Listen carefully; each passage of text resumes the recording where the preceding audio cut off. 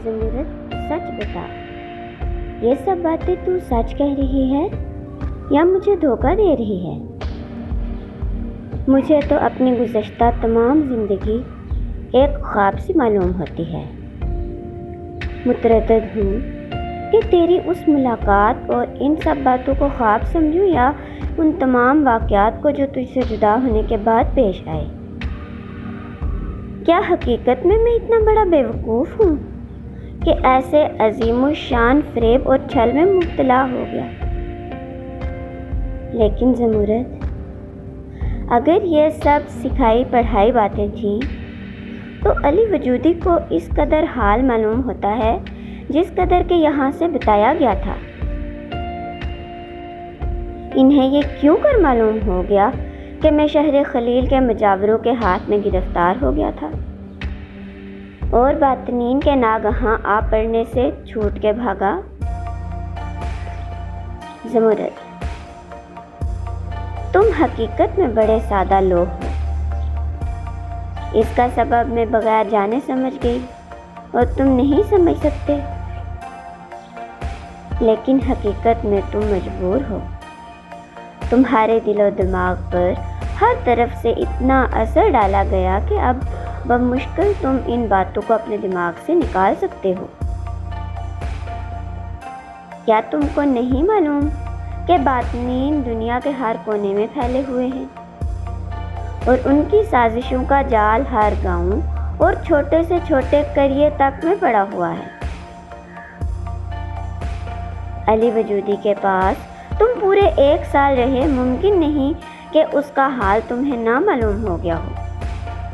हुसैन, हाँ, मैंने अलबत्ता ये देखा कि उनके मोतक़िद तमाम अतराफ़े आलम में फैले हुए हैं और हर साल में एक दफ़ा उनकी ज़ियारत को भी आते हैं, और मुझे ये भी नज़र आया कि वो लोग पोशीदा तौर पर और सिर्फ रातों को मिलकर चले जाते हैं। ज़मूरत, इसी से समझ सकते हो कि उनके हाथ में ख़बर पहुंचने के कितने बड़े ज़रिए मौजूद हैं। तुमने जिस वक्त वादी छोड़ी उस वक्त से हर मंजिल और हर मकाम तुम्हारी निगरानी होती होगी और तुम्हारी रोज़ रोज़ की खबरें अली वजूदी को पहुंची होंगी। कुछ तुम ही पर मुनहसर नहीं, इन बातनीन के पंजे में जो शख्स पड़ता है इसी तरह नज़रों में रखा जाता है।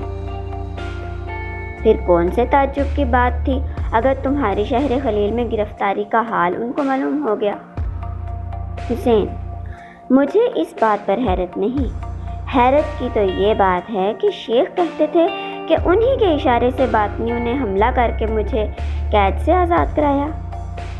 ज़मूरत, कोई ताज्जुब की बात नहीं। बेशक वजूदी ने तुम्हारे छुड़ाने के लिए अपने मोतक़िदों को हमला करने का हुक्म दे दिया होगा। हुसैन, मगर क्यों कर हुक्म दे दिया होगा? मेरी गिरफ्तारी की खबर पहुंचने और वहां से हमले का हुक्म आने में भी तो आखिर कुछ ज़माना लगता।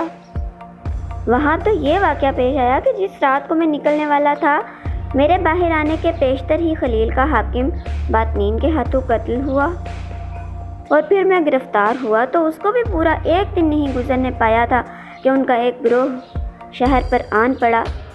इन तमाम बातों की तकमील इतनी जल्दी क्यों कर हो सकती है? ज़मूरत, ज़रा तामुल करके, ये कौन सी मुश्किल है?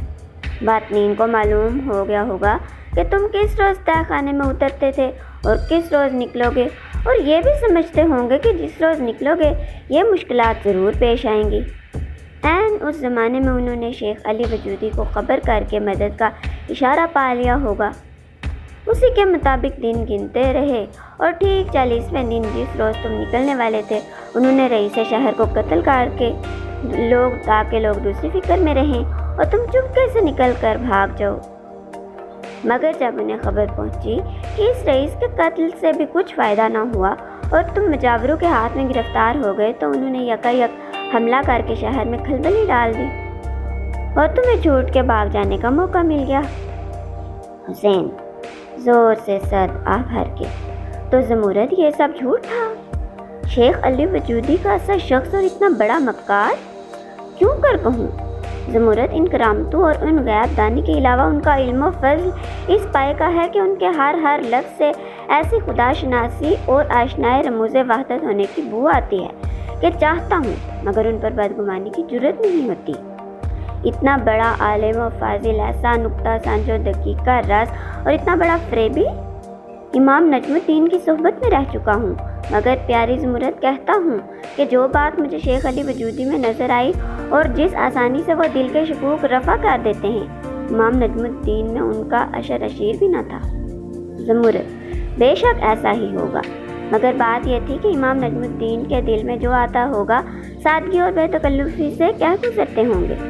انہوں نے اپنے بنانے اور اپنا اثر ڈالنے کی کبھی کوشش نہ کی ہوگی، اور شیخ علی وجودی کا ہر لفظ بنا ہوا اور دل پر اثر ڈالنے کے لیے ہوتا ہے۔ اس کے ہر فکرے میں پوری ریاکاری ہوتی ہے۔ جھوٹ اور سچ میں یہی فرق ہے، اور اسی سبب سے ہمیشہ فائدہ ہے کہ ایک فریبی کی باتیں ایک راست باز اور سادہ مزاج شخص کی باتوں سے زیادہ دلچسپ اور زیادہ سے زیادہ دل نشین ہوا کرتی ہیں۔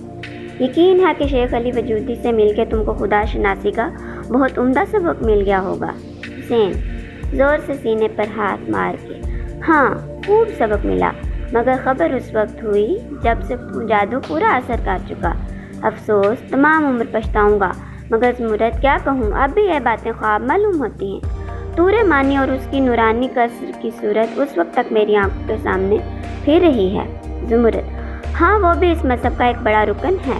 اس وقت تک صرف 2 ہی شخص شاہ التمونت کو ملے ہیں جن سے اچھا نقیب اور داعی اس مذہب باطنیہ کو نہیں نصیب ہوگا: طور مانی اور شیخ علی وجودی، جو یہاں وادی ایمن کے نام سے یاد کیا جاتا ہے۔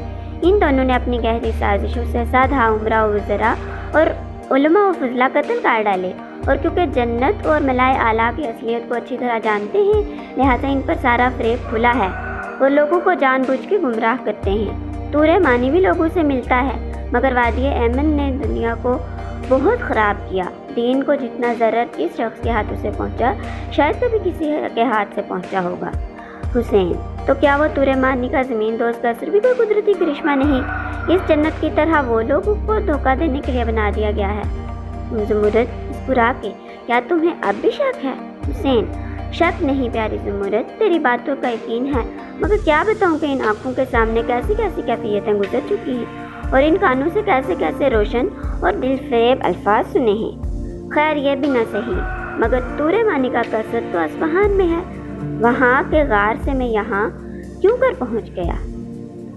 ویڈیو اچھی لگی ہو تو لائک کریں، چینل کو سبسکرائب کریں اور بیل آئیکن پریس کریں۔ اگلی ویڈیو تک کے لیے مجھے اجازت دیجیے۔ اللہ حافظ۔